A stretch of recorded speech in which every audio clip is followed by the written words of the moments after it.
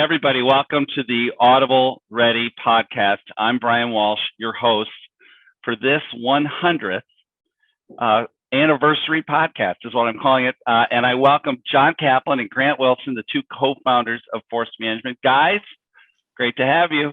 How you doing, Brian? I'm great. Thanks, buddy. Thanks, buddy. You're looking good. You two boys are looking good.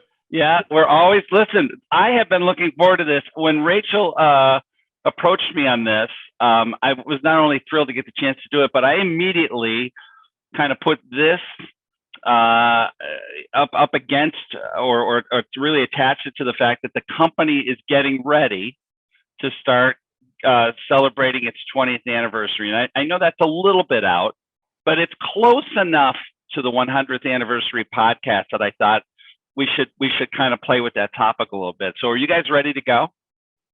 Yeah, buddy. Let's do it. All right. So we got a few questions. You know, you guys always give us the chance to do these podcasts and webcasts, et cetera. I thought it would be really good to start, though, by talking with where you all kind of came from as it relates to Force Management and give people a chance to get under the hood a little bit, look behind the curtain.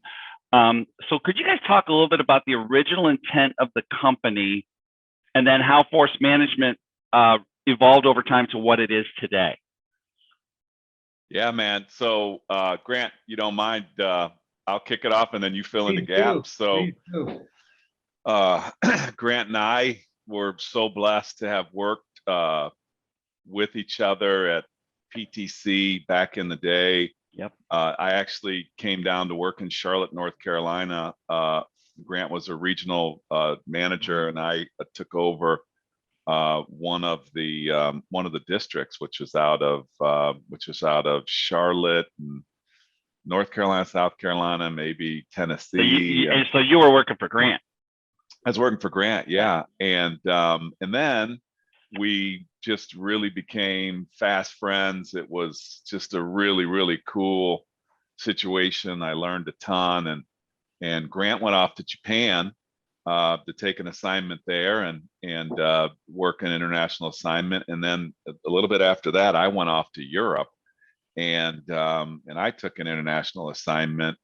And so Grant had come back, was working in corporate after he finished up his assignment. And I was in Europe, and I remember it was really an interesting situation where, and people might have heard this before, I might have told this story with Rachel on one of our podcasts before, but I'm sitting on an airplane and my father had just passed away a few months before, and I was really thinking about getting back home. I wanted my children to grow up in the US. They had a great experience in Europe, but I'd been over there for 5 years, and I kind of sketched out the beginnings of something that could have been Force Management. And on a Lufthansa napkin, I landed and I called Grant and kind of shared with him the idea. I just kind of told him, I said, "Hey man, it's time." And Grant, I'll just remind you, and then you can tell the rest of your story. A dear friend of ours, his twin brother had passed away, and Grant had gone to the funeral. And so Grant was feeling this massive momentum to, hey man, he was living in Boston, commuting. I was living in Frankfurt. I wanted to come back to the US. And there was this whirlwind of momentum, of change. And it just really presented itself in a really, really cool way. So Grant, if you remember, I called you and when I landed, and then you told me about your experience that weekend. So I'll let you tell that experience. Yeah, real good, bud.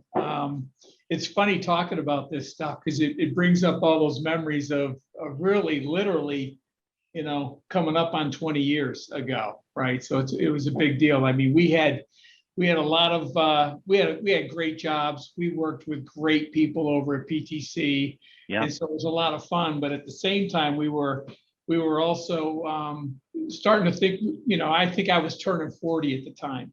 So I think I was turning 40 and starting to really think about, should I be on a plane every day, and how should I think about, and when do I need to be available for the family, and just some other things that were going on. And I think when John and I got started, we ended up back in Charlotte. John moved back. I ended up coming into the, starting the business together with John. We were really thinking about what the company was intended to do. We knew we could take some things that we had learned from just some fantastic years at PTC and take those and turn those into something where we could help others. And we had it really going around four specific principles, right? One was the family first. We wanted to make sure that whatever we did, we were able to be present for our families. So that was one of the objectives of this, whatever the new thing was. The second thing we were focused on was really being able to make sure that we could be financially independent, that we could build a financial future and foundation for ourselves and for our families going forward. Third was, and not necessarily these things were in this order, was really be able to, based on our faith, be able to tithe and return to the community and use the business to drive some of that purpose for ourselves. And then finally, and John did a better job at this than I did, it was about fitness. How are we going to stay in shape as we do all this? And again, John did better at this than I did, but well, three out of four ain't bad. you're still batting 750. But that was really the original intent, was to be able to do those things and accomplish that, and be able to actually provide some valued service for people that we knew and people that we are yet to meet.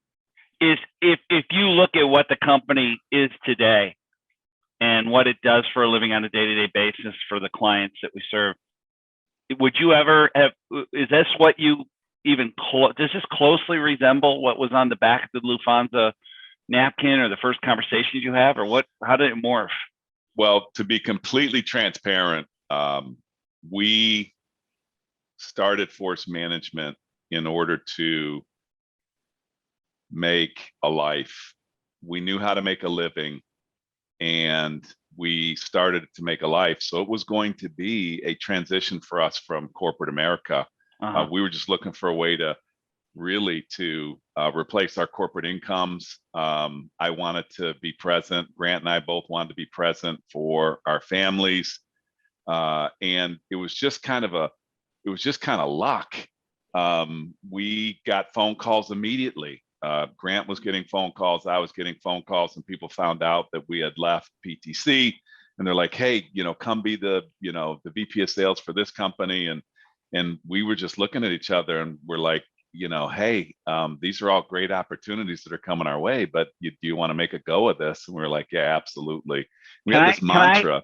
Go ahead. What's the mantra? But I have a question based on something you said. But what was the mantra? We had this mantra that said, if we can figure out a way to do this, and we can help those who can't help themselves, both in the business community and at the community at large, we'll be really, really rich individuals, meaning fulfilled from a life principle. And that's the mantra that carried on for the last 20 years. And it just, people were like, hey, come be a VP of sales. We'll say, well, we're trying to build this company, but we'll help you.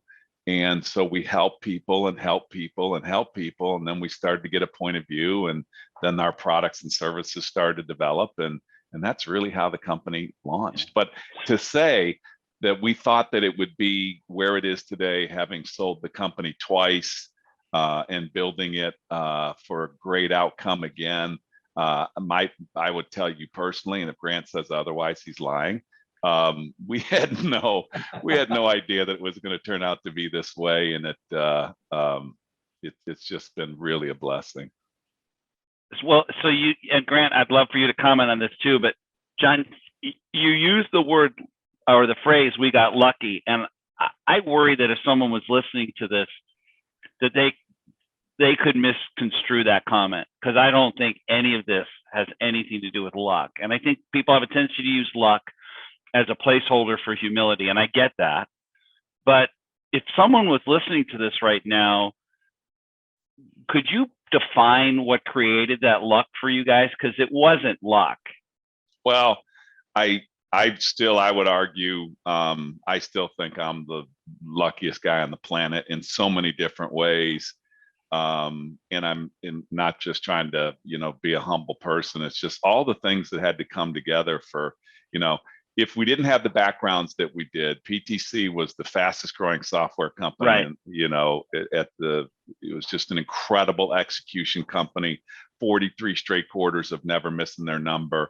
Right. At the time we left and created Force Management, there were chief lieutenants that were out creating, unbelievably rich companies. But none of those people would have called the two of you. Yeah. That's my point. If certain things were not in place that the two of you had. I mean, the backgrounds were great. You came out of Xerox, he came out of HP. You meet at this amazing organization. But what is it that you think people saw in you, or that you learned from them and the interactions that you had, that gave them the trust to pick up the phone and say, "Hey, I heard you're on your own. Come talk to me"? That's what I would love people to kind of glean from this. What I were think some they of were those calling characteristics? Grant. Grant's the smart guy. Okay, fine. I Okay, think they you were know what? calling If we're Grant. we're gonna play that game. That's fine. Grant, why were they calling you? I want people to take something from this. It's like, I'm building my career and my skill set. What are the things that matter? Yeah, so a couple things. I think we were fortunately surrounded by some great people and great leaders that we had a chance to learn from. Yeah. And part of that, what you learn from them, is building those relationships and staying true to those relationships, making sure you're focused on what those are. Yeah. That you do what you say you're going to do.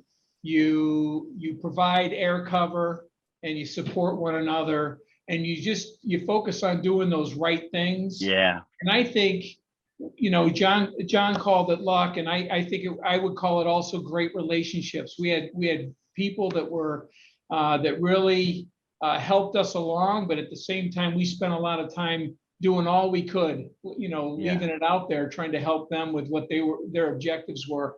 And it's just it's a two-way street on making sure those relationships are solid and sound and based on trust. Yeah. Yeah. And as someone who was an outsider looking in for almost 10 years before I came here, 10 years or almost 10 years ago, I would tell you that that's what I was trying to poke at a little bit and get you guys to talk about, instead of me just saying it, which is what you guys have created is something that's very rare, number one, but it's based on this concept that, like, I had a boss that used to say, it's amazing how the more prepared I am, the luckier I get.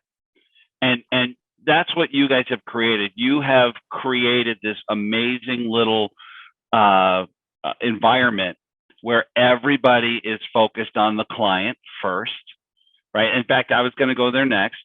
And everybody knows that if we're focused on the client first, all the other right things happen. And I think that's to your point about the relationship. So let me ask you, I got a couple other questions for you, and then we'll turn the subject. If you think about the history, can you give me an example? And there's probably, I can't ask you to give me the biggest or the best, because that would be unfair, but give me an example of a client realization story that you just love, a story that you often think back to in terms of the types of outcomes Force Management has helped an organization create. What's one that just comes straight to mind for you? I'm not going to get into the names of the folks here, but I'll share Right. one with you. That's we had back in the early days, we had a customer. This particular person was the VP of sales for North America at the time, and basically went through and understood what we could bring to the table from they were trying to figure out how to take they had a big company, it wasn't quite to $1 billion yet, and they were trying to take what they were calling the 10-legged sales call, because they had so many people and specialists on that call, and narrow it down to someone who could really be effective one-on-one in these sales process or sales calls. And when we walked through what we could do, and we were competing against a couple others as well, our champion, and has been a champion to this day, actually, in multiple companies, basically when they all were getting ready to make the decision, he was the only one, because we would have been new. We were kind of new to the marketplace. We Yeah. didn't have the name, we didn't have the brand.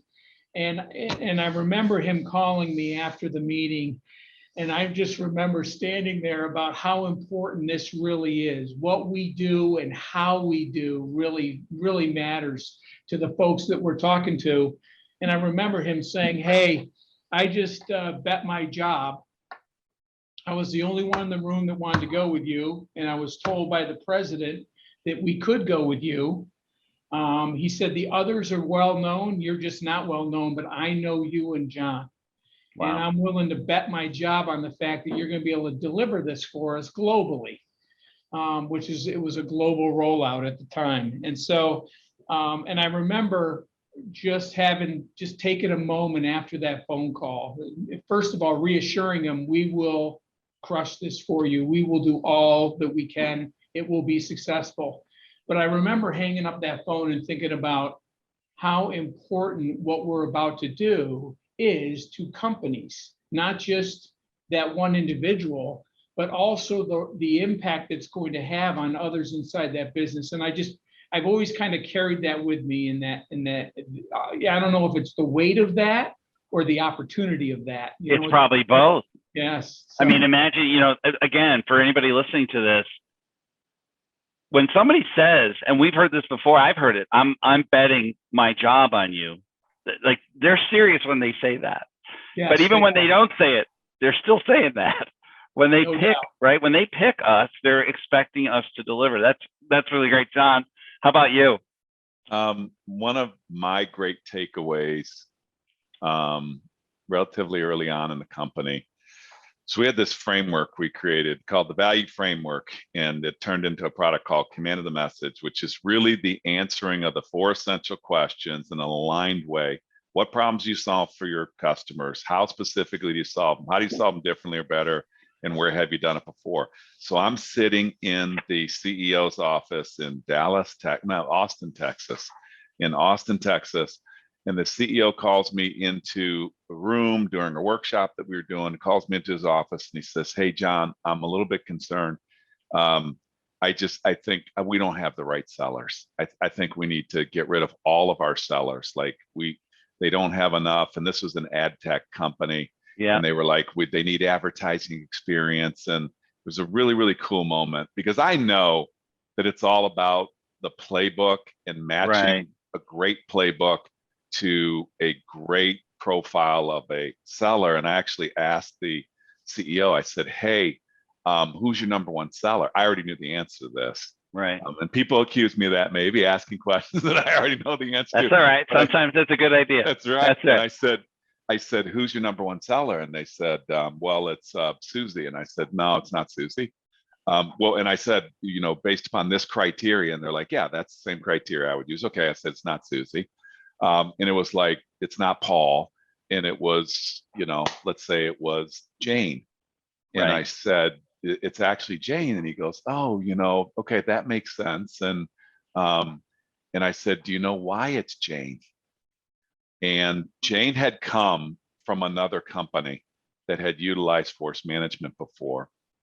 And this company did not have the answers to the 4 essential questions. Right. But Jane was what I called back in the day, the hunter versus the zoologist. And Jane was a hunter. Yeah. All she needed was from a company where the answers to those 4 essential questions. And so, for example, I said, hey, it's like the hunter and the zoologist. The hunter, they just need to know, where does the bear sleep? So if we're hunting bears, where does the bear sleep? Right. When does it eat? How does it move? They don't need you to teach them how to shoot a gun or to load it with bullets or what have you. They need the answers to those 4 essential questions. Right. He was actually going the opposite way and thinking that he was going to go get a bunch of zoologists. Right. So people that had all this advertising experience or ad tech experience or what have you. And it was one of my funnest moments, because we absolutely crushed that engagement there. Yeah. That CEO has hired us 3 or 4 additional times at other companies, and now that he's on boards. And that has really stuck with me. And it stuck with that individual too. It Yeah. is about arming the hunters with the right information, with the right playbook.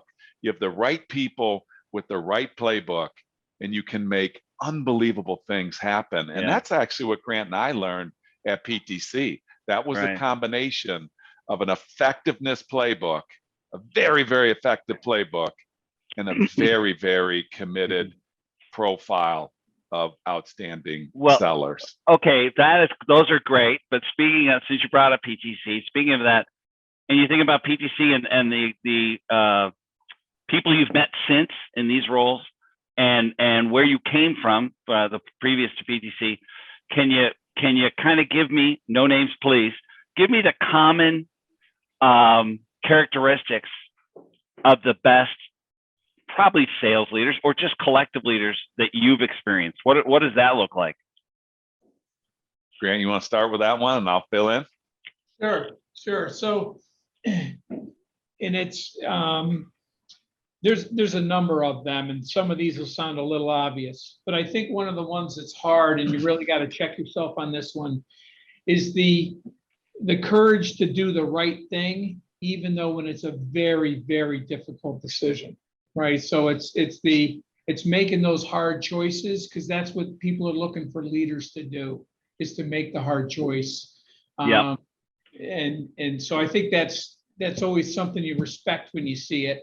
I believe its consistency, right? How consistent are the decisions that they make and the communication that takes place? What's that look like? I think it's humility, right? It's the ability to really take feedback and learn from those around you and use that input to work it into how a decision is ultimately made, and understand that you may not have all the answers, and probably don't actually, and that a lot of those things come from others and those experiences. And so really being able to open up that lens of diverse thought and bring that in. So I think those are some of the big ones off the top of my head. Yeah. Grant, how about John? How about you? What would you add to that? Yeah, so those characteristics, I think, I was thinking about this when you sent us that little pre-work, and you're thinking about, some of the great leaders that we've worked for. There were some common themes for me.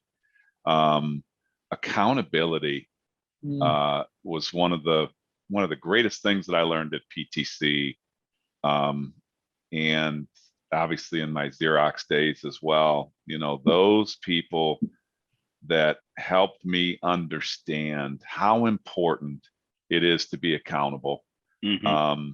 Authenticity is another one. Not just right to yourself and to the organization, right? Yeah. I mean, you earn the right to build an organization by being authentic as an authentic leader. You earn the right for people to be accountable to an organization, not because they have to, but because they want to. And I call that the wanna factor. Yeah. They get people to wanna do things, even around accountability. They get an organization to strive to be accountable. Grant and I are very, very proud to have been a part of an organization that, 43 straight quarters, 10 plus years of never missing our number to Wall Street. There are people that looked at that from the outside and said that was a very tough, brutal culture, hire and fire. And well, you can look at things from multiple lenses, but I can tell you, being inside of that culture and working for some of the great leaders that we both worked for, there was a wanna factor, and we wanted to be, not just the best, but the only. And that's a little different, isn't it? Not just the best, but the only. I love that. Me? And then I like what Grant said. Courageous leaders that have the ability to do the tough things at the right times. Right. We all do tough things, but not all of us do them in the right time, which makes it sometimes, which makes it sometimes tougher for those involved in those decisions. And so I think accountability, authenticity, and courage Yeah. I think are some of the great characteristics that we experienced. So with that in mind, have you guys ever listened to the podcast Smartless? It's Jason Bateman and a couple of other actors. They get together and they chat. I've heard of it. No, Okay, I've heard of it. Is it good? Yeah, it's fabulous, and they do something really neat. Every time they meet up, one of the three guys is responsible for bringing a guest that the other two guys don't know is coming. Yes. So I thought we might do the same thing today. So I'm about to bring someone in that you had no idea was coming, because I thought it would be nice to have an outside perspective about where the company started and where it's been. So it's someone who knows the company really, really well. He's highly respected in the marketplace, specifically in leadership circles, specifically in technology sales as well. He's led major sales organizations. He's sat on boards. He's also most recently, I believe, and I'm just going to give him the title, a best-selling author. That's right, gentlemen. The author of The Qualified Sales Leader, John McMahon, joins the Audible-Ready Podcast. John, are you there? It's going to take him a half hour to get technically engaged here. Hold on a minute. Wait a minute. I see him. There he is. John McMahon. Oh, man. Dude, I had to wait till the 100th episode to get invited on the podcast. Come on. What is this all about? Oh, that's awesome. Oh, John, thanks for joining. I'm Cap shaved for this one. Look at that. He shaved the whole thing for this one. Tom, look at that. Looking good. Listen, John, I'm just going to set this up and let you guys go. As I mentioned to John the other day when he and I met for the first time, I've been hearing about John McMahon for over a decade, but at least a decade I've been here at Force Management, and I was so excited to get him on. John, I would love for you to dive right in. Talk to these guys a little bit about your remembrances of the beginnings of the company and kind of what you've seen, and I'll let the three of you play off of it for a bit. Go. Yeah, well, we were going to throw a fist first here. We were going to do a little fisticuffs. Have at it. You stopped us right away. Huh? Ryan just jumped right in the middle of that. Oh, I remember these guys talking about, I think it was about 20 years ago, we were at a restaurant in Waltham, Massachusetts. Il Capriccio, I think. And you guys had hatched the idea and were running the idea past me. And I thought it was a great idea. Is that how you remember it, Grant? That he thought it was a great idea? What, did I dump, Is that how you dump remember on it or what? Did I? Oh. Oh, yeah. I remember that. I remember being that. You had a, what was that called? The egg back then? The egg. Yeah, the Volkswagen egg or whatever. The what was it? The Touareg. The Touareg. Touareg. Wow, he had a Touareg. Nice. Grant, he can't. I remember that. You remember that, Grant? Oh, yeah. The Touareg. Grant, what do you remember about that meeting? Did John thought it was a good idea for us or what? I think John was giving us some pretty specific guidance on what to stay focused on if we were going to do this, right? And so I think the big piece on that was make sure you're driving some value around improving revenue and productivity for sellers. Right. If I remember that correctly. And how do you put that together? And how do you really live up to it? And how are you actually going to get that done, right? Well, also, we did talk about how tough it was for you guys to be, engaged in delivery of your services, and then also at the same time having to go out and sell your services. And you guys had to live through that for a pretty long period of time also. Well, and there were only two of you for how long? Right? I mean, at least the first couple of years. Yeah. No, so I remember even I think Blade Logic was one of the first times, or maybe the first time that you did Command of the Message. Right? One of the first, yeah. One of the first. It was. And the second time we did it was Opsware, but that's a whole other story that you guys we got won't mad go at. there. We won't go there. Yeah. Taking what you learned from me and taking We it actually straight were to the doing them at the competition. same time, Johnny. Do you remember? What's that? We were doing them at the same time. And when we were in the workshop and Dave found out that Grant was at Opsware, we were trying to explain, we had a firewall set up, and Dave Pacieri was very concerned. He was very concerned. A lot of hand waving, a lot of hand. Oh, Yeah. No, but you tried a bunch of different modules. I remember that. You had like command of the plan, command of the message, command of the people. You even had a leadership one that, I took a chance on and piled a bunch of guys in a room for that. That one didn't go very well, but. well, that's what happens when you're doing product development on the fly sometimes, right, John? Right, but that's where you live and learn, right? That's what these guys were really good at. Is where I was going with that. Is that these guys, had a plan. They started to go down the plan. They found out that some things worked and some things didn't work. And when things didn't work, they didn't let their egos get in the way, and they switched really quickly to what really did work. So I got to hand it to them for doing that and navigating their way over the last 20 years. They did a phenomenal job. And then they each got in a role. Like Grant found his role navigating towards the CEO role and executing, and really stepped into that role, had to learn a lot of new experiences and a lot of new things to be able to be the CEO of a company. And then John found his way. He's, in my world, I tell everybody, if you want the best sales presenter in the entire industry, there's nobody better than John Kaplan. So Yeah, that's amazing. yeah. I appreciate that, John. I got to tell you, a lot of we had great customers, right? You being one of them several times. Thank you. But just great customers who really worked with us to not only take what we had learned and leverage it within their environment, but also help us really fine tune our knowledge and our experience. And so we were able to figure out try to figure out what worked, what didn't work. And then over time, that changes. Over 20 years, what worked 20 years ago or 15 years ago or 10 years ago is very different today in the sales environment. Right. So we've just had the chance to work with some great customers and great sales leaders. So we feel pretty fortunate on that. Yeah, but that goes back to you guys, because you didn't take a cookie cutter approach to say this one cookie cutter approach works for everybody. You were constantly adjusting based upon the times and the companies you were at to adjust the way in which you took the material in and delivered the material. And that's really powerful. Not a lot of people want to do that because a lot of people don't want to change. They want to stay the same. Yeah.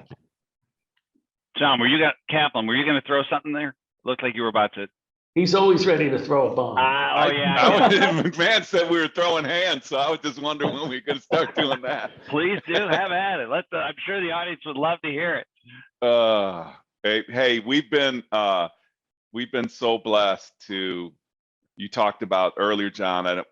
You'll see this probably later, but we were just talking about some of the great experiences and the things that we learned at PTC, and that really rare moment in time where you had a dominant product in the marketplace, unbelievably powerful, accountable sales culture with great sales leadership, and just that incredible momentum that got created from that. And then when we started Force Management, most of our beginning customers were from that cloth. They were you at Blade Logic. They were Cranny at Opsware. They were, just on and on down the line, and just great people with, great experiences, and that really helped us launch. It really helped us launch the company.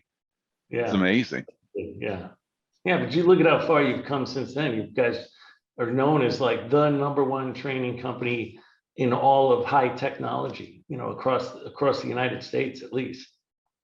Yeah. It's been a tremendous run. Tremendous. We thank you for that, buddy. Thank you for that I'm glad influence. to get an invite on the 100th episode. I mean, and hey, just remember, John, I'm the one that got you the invite, not these two. Yeah, that's right. I mean, it took the guy that didn't even know you to get you onto the podcast. Yes, exactly. I would have gotta- thought that Kaplan would have had his face painted, Michigan blue right now for this one. Oh, he knows Oh. what's coming this coming Saturday, don't you know, John? Oh, Come that's on, good. buddy. I Come can't. on. I'm not commenting right now. I will OH, comment. buddy. OH. Yeah. You know what's Yeah. coming. Oh. Yeah. So, hey, Grant, I got to know, or John, where would you guys be right now had this not come together? I'd probably be in a Denny's right now. Look at what's so funny, John. I'd probably be at a Denny's. The last time I was, my interview with John McMahon was in a Denny's, and he was looking out the in Detroit. in Detroit, and Right. he was Brian. He was looking out the window Yeah. while I was talking to him, Yeah. and I actually stopped talking to see if he would look back at me, and that was my. But he was a real big hot shot at Xerox selling copiers. Whoa, wait, watch yourself, brother. Watch yourself. Selling Be copiers. careful. Be careful. All right, Brian, another Xerox guy, huh? That's where John and I Right. met. Yeah. Selling copiers. We had to take him into the new world of selling software. Wait, we were selling We could document actually get solutions, those John. skills when the paper jams, whether or not that would apply to when you're selling software. When the I tell you, jam- Brian. Don't I you would- remember they taught us when the paper jams, you turn around and say, "I'm so glad that happened, Mr. Customer," because then That's you right. could, I would The say. other thing too is, go ahead, John, go ahead. Oh, sorry. I would say, in all seriousness, it was not easy making that transition, I bet. but I am so thankful. I mean, Xerox was a great experience for me. They taught me great focus on customer satisfaction, great focus on the art of discovery and asking great discovery questions, and then just going to PTC, which was all about incredible qualification and being predictable and accountable. Mhm. Putting those two worlds together has Oh, yeah. just been massive for me. So I can't even imagine where I would be today without that experience. I'm very, very thankful. I know where he would be, Brian. He Fishing. gained some experience, and he'd either be running a Krispy Kreme franchise, or he'd be chartering a fishing boat. It's one of those. Oh, And where would Grant be, John? Where would Hold Grant on, be? we're gonna get to Grant would be my Oh. biggest customer in the exactly. Krispy Kreme franchise. But Johnny, maybe you want to tell him the Krispy Kreme story. No, Oh, buddy. What Brian, what he's referring to is we were so accountable at PTC. The underbelly part that we don't talk about is if you didn't make your number, you were out. You were out. Oh, yeah. And Everybody you'd who knows lose. anything about PTC knows that. Yeah. Right. So you're out. Yeah. And so I'm trying to get one of the last deals in. We don't have time on this podcast, but we should do this and invite the person, a guy named Justin Kazemka, to the podcast and get McMahon back on, because it would be awesome. But the story, just the highlights of it, I'm trying to get this deal done with Justin, and he winds up at the customer's house. I can't go into detail because I'm not sure if the statute of limitations. Last day of the quarter. Last day of the quarter. It's You a $1 million promised it. deal. You It promised. is. You promised. Yeah. it. If you don't forecast- get it. Oh yeah, it's on the forecast, knuckle number, Yeah. all that. Yeah. Knuckle So number. anyways, my father-in-law's there. The next day we're going to President's Club to Hawaii, where I got to face McMahon. If I don't have the deal, it's over. Yeah. And so I'm throwing up in the trash can in my home office, which is a true story. Yeah. And my father-in-law started smoking again because he's going to babysit the kids, and he's hearing all Perfect this. reason to smoke. Yep. Yeah, he starts smoking again. He's just totally freaked out. When I came out, when we finally got the deal, like 10:30 at night or what have you, I come out and he said, "Hey, with my mother-in-law, he's like, we need you to just sit down here, and would you just kind of sit down? I'd like to talk to you." And I'm like, "Yes, what's going on?" And Ann's over in the other corner. She's smiling because she knows what's coming. And he said, we really need you to quit this job. We really need you to quit this job that you're in at PTC. And we would like to buy you a franchise at Krispy Kreme. That's a true story. That's a true story. And I have to so admit, worried about your well-being. I have to admit, I contemplated it for just a moment because, as John knows, I am a connoisseur of Krispy I was Kreme. gonna say, who doesn't love a good fresh Krispy Kreme, John? Oh my goodness. Well, Now, Grant, yeah, thanks, John. when we were at PTC, we're growing 100% a year. Grant had somewhat of an epiphany and decided Oh boy. he was going to go sell like Yellow Pages ads for Rochester Telephone, right? So we're not really sure where Grant would be right now. He'd be working at Rochester Telephone. He'd have green teeth and he'd be in the bowling league. Hey, come on. You can still get good dollars for dial tone right now. Oh man. Brian, that just kind of lets you know what kind of stress we were under occasionally. Yeah, that's great. That is just terrific. We got him sane, sent him down to North Carolina. That's where him and John met. And Yeah, the rest is history. the rest is All history. turned out great. What an amazing story. When did you tell him, John, by the way, that I was taking the job that you both had promised to 3 other people on his team? When did you tell him that I was coming? I can't remember, man. I can't remember. So Brian, he calls Grant. Grant has already interviewed and is ready to go for that open headcount Leadership job. for a leadership job. And John calls him and says, "Hey, I got your next district manager for Charlotte." And John actually introduced us, Grant and I together. And thank God, that was what a blessing that was. But Wow. then I had to go meet those 3 people that the job had been promised to, and that's another chapter in the book. That was fun. Yeah, that was fun. So listen, especially with John McMahon on the call, one of the things I wanted to ask you guys about, it kind of came up when John was talking a little bit about 2 guys, specifically you, John, but both of you came from a hardware background, and to make the jump to this software world. And, for those of you listening who weren't there back then, that was a pretty big jump. I mean, if you really think about what PTC was, PTC in my mind was the first big real piece of software outside of word processing ever really developed. I mean, maybe that's a bad analogy, but hopefully it makes sense. And that's now happening for a lot of people now. A lot of people are in some role that they've been in some industry that's kind of started to mature a little bit, and they're starting to look at a new space like fintech, which has really taken off in the last 4 or 5 years, that kind of thing. What advice would the 3 of you guys give to somebody who's thinking about making that jump, but they're just not quite sure? They're not quite sure they can make that leap. What are the things they should think about for themselves?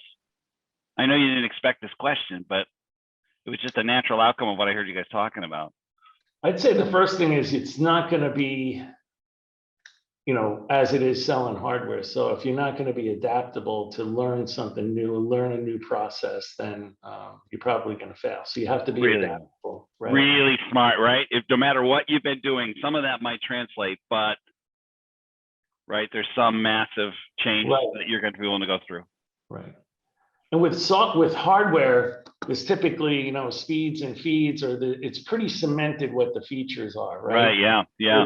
And it's aimed pretty specific at customers or certain niches of customers for those types of capabilities in the hardware. Right. Whereas software, you may have hundreds of features, but there may, for one customer, 5 of those features are the ones that really resonate and solve pain, and totally different 5 features can solve pain for another customer. So you have to really understand what is it that the customer wants. You can't just pitch your product. You got to wait until you truly do a great job at discovering what is it that the customer wants, and how can I then take what I do and align that with the customer. Yeah, really good.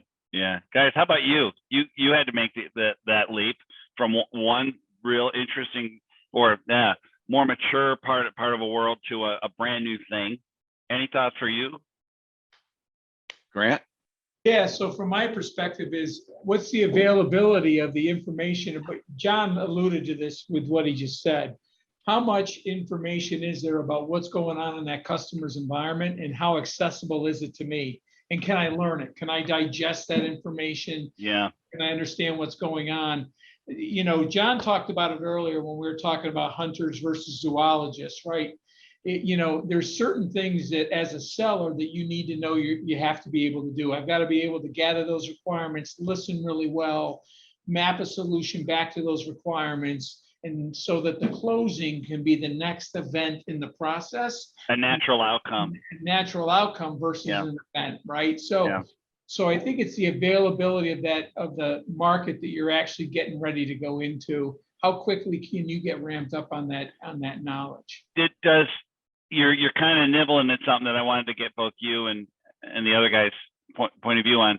How critical then does your ability to set up differentiation and influence some of what you are both talking about become when you think about somebody coming into your organization as a seller from a skill perspective?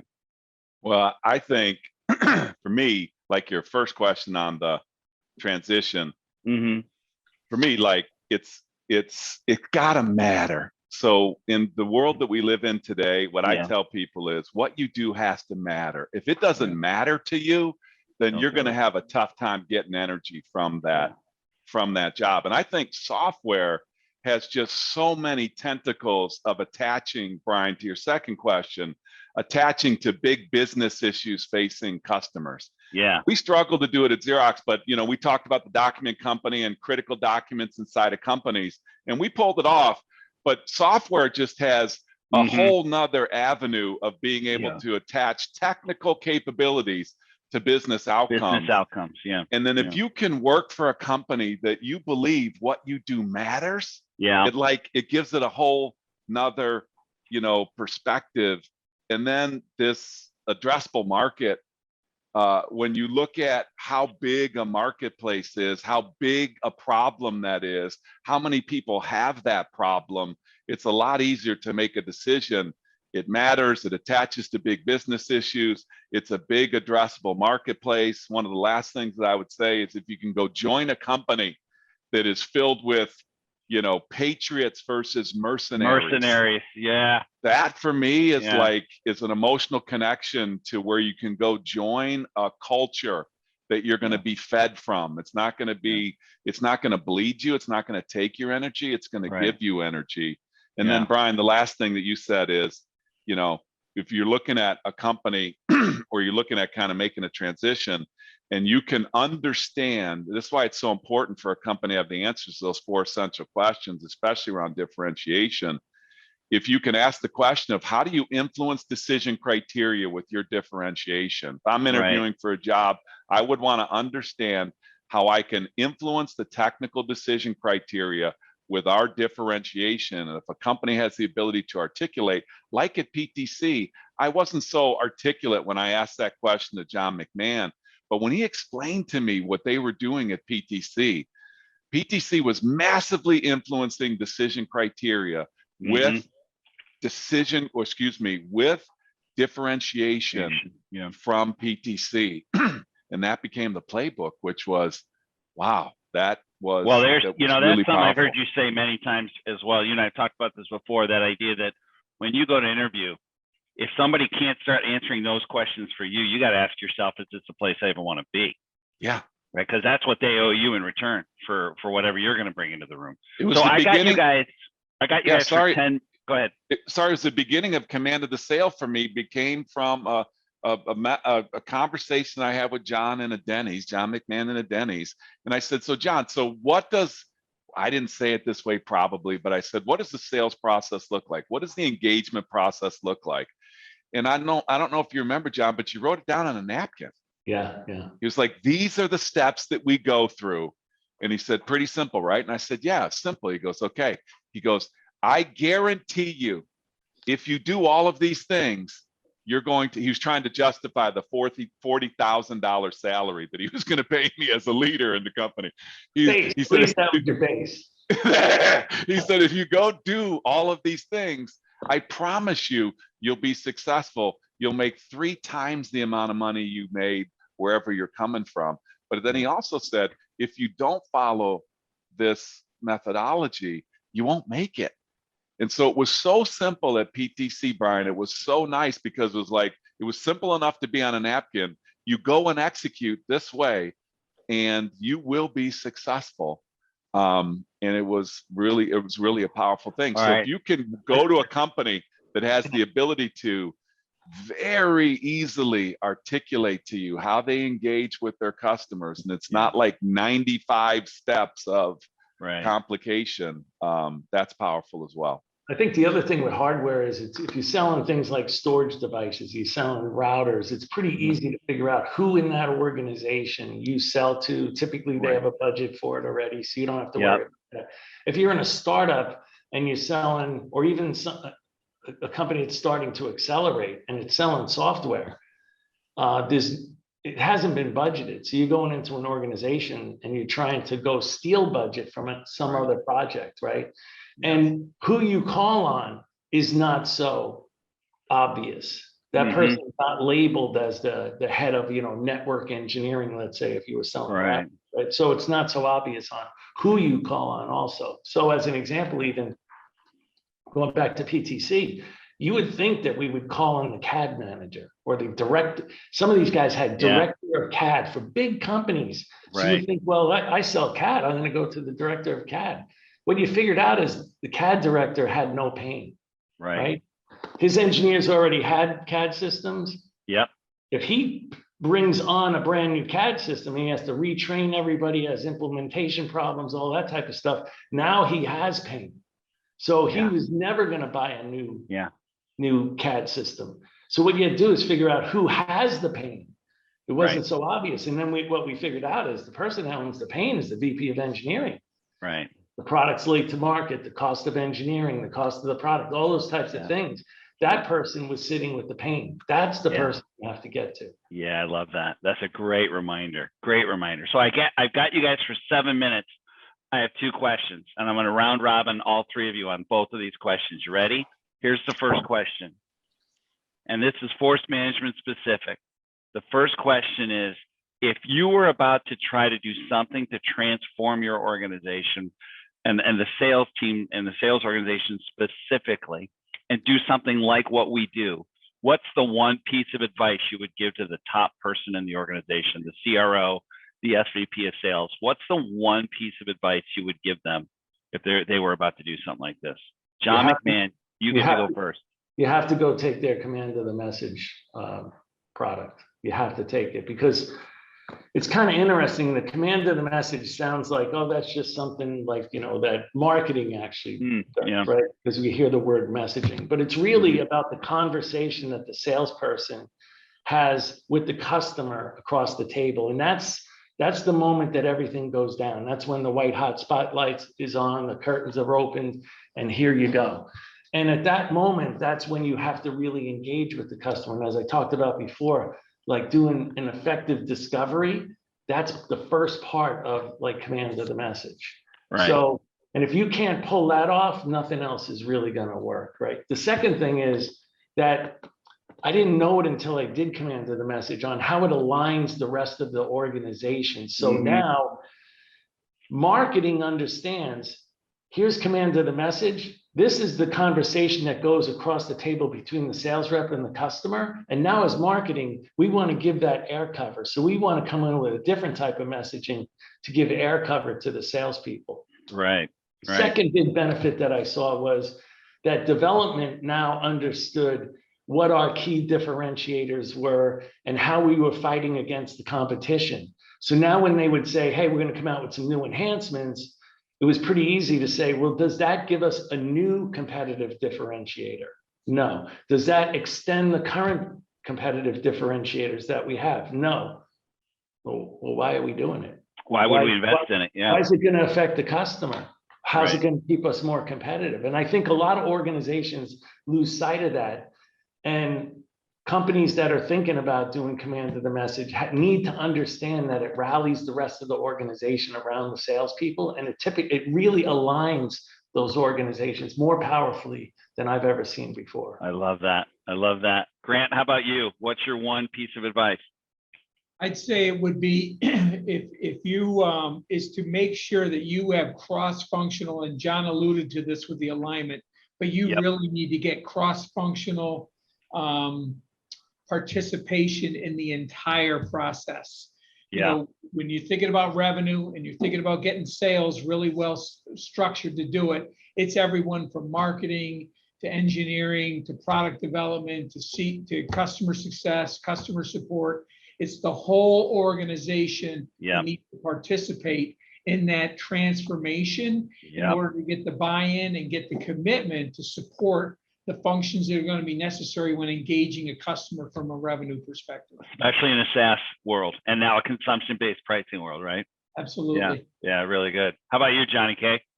Yeah, so they're both alluding to the critical component, and it wraps around alignment. And I would just take it just one perspective over a little bit, is that sometimes when you're talking to these great technical founders, it's not an indictment on your company if everybody isn't aligned already. It's one of the hardest things to do. So a lot of times we engage with companies and they're like, yeah, we should have the answers to those 4 essential questions. What problems do we solve? How specifically we solve them? How do we solve them differently or better? And where have we done it before? And I would encourage everybody to check your ego at the door. It's not that you don't have the answers to these questions, but it's like John said, at the moment of truth, when that seller is sitting in front of a customer, how does it manifest itself? And if there's differences and silos in those answers, that creates a problem. And the last bit of advice I would say is encourage yourself to take your thinking to the next level. Most people are striving to be the best at something. With how fast everything moves today, by the time you're the best at something, somebody who was the best is even going to be better. And so at the same time that you're focusing on being the best, also have some type of mechanism to figure out how you can be the only. Yeah. And I really love how Command of the Message really kind of helps us pull that out of customers. We call it unique differentiation. When there's opportunity to capitalize right now on things that are unique and where you can be the only, and it adds massive value to companies, those are massive accelerators in value and in performance. Yeah. I like being able to go last. My answer was freaking good. You've had to give it 500 times. That's of course, because of the length of your answer, I can now not ask you my last question. Come on. So we'll just have to wait for that. Well, just ask those birds. Just ask those birds the question. All right, here's the last question. At the pace we're doing podcasts, we'll be doing our 200th podcast right about the time of the company's 25th anniversary. What do you think we'll be talking about then for sellers? What will be different 5 years from now that people should be thinking about now? Well, one is definitely consumption-based comp plans. And pricing. And pricing. Mm-hmm. 2, I think companies are already seeing this, but they're seeing more and more where how tight the sales organization needs to be with the client success people. Yeah. Right. Because you're basically getting a customer and constantly trying to renew them. And especially if it's consumption based, it now becomes even tighter and tighter than when it was just, subscription. The renewal is always there. Yeah. Well, the renewal was always there, but now if somebody's even on a month-to-month consumption basis, that's what I mean. Cut it off at any time. Right, it's a daily before conversation. They gave you an annual booking, but now they might be on month-to-month consumption. Mm-hmm. So if you got to get tighter and tighter with client success, you need to be like one team. It can't be 2 teams as it's traditionally been. That is great advice. That connection between the two. We talk about handshakes when we do command of the sale all the time. And that moment of getting new people engaged in a way that is seamless for the customer is critical. That's great advice, John. Grant, anything else to add to that? Yeah, the only other thing I would add to that piece is really around, I think we're going to see the use of technology play a greater role inside how sellers are effective.